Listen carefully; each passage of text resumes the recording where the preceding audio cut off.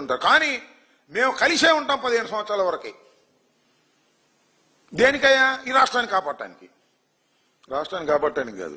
జగన్మోహన్ రెడ్డి గారు అధికారంలోకి వస్తాడని భయం కాకపోతే ఎందుకు? మేము అన్నాం, మేము అధికారంలోకి వస్తే జరుగుతున్న అన్యాయాలని అక్రమాలని ఎదుర్కొని విచారణ క్రమంలో ఎవరినైనా లోపలేసేస్తాం అన్నాం. తప్పేంటి దీనిలో? ఇది ప్రజాస్వామ్య విధానం కాదా?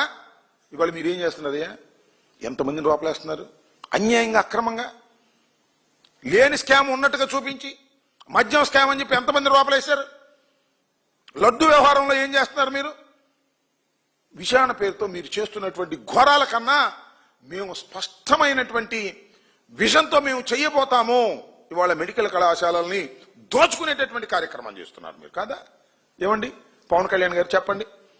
అంటే మీకు కూడా వాటా ఉందా? దీనిలో మీకు కూడా వాటా ఉందని అనుకోవాలా? వాటా ఉంది అని అంటా నేను, లేకపోతే ఎందుకు మీకు నోరంతా? ఈ కూటమి ప్రభుత్వం మెడికల్ కళాశాలలను ప్రైవేటీకరణ చేస్తూ స్కామ్ చేస్తుంది అంటే మీరు వచ్చి డ్యామ్ డూమ్ అని చేస్తాం, తొక్కేస్తాం, మళ్ళా మీరు అధికారంలోకి వస్తే చూస్తానంటున్నారు. ఎట్టా వస్తారో చూస్తాం, చూడు. అధికారంలోకి ఎలా వస్తాం చూడయ్యా, మాకేం అభ్యంతరం లేదు. నువ్వు ఆపితే అధికారం ఆగిద్దా? వైఎస్ఆర్ కాంగ్రెస్ పార్టీ అధికారంలోకి వచ్చే రోజున, ప్రజలు మెచ్చిన రోజున నువ్వు చంద్రబాబు నాయుడు గారితో ఉంటే ఆపగలుగుతావా?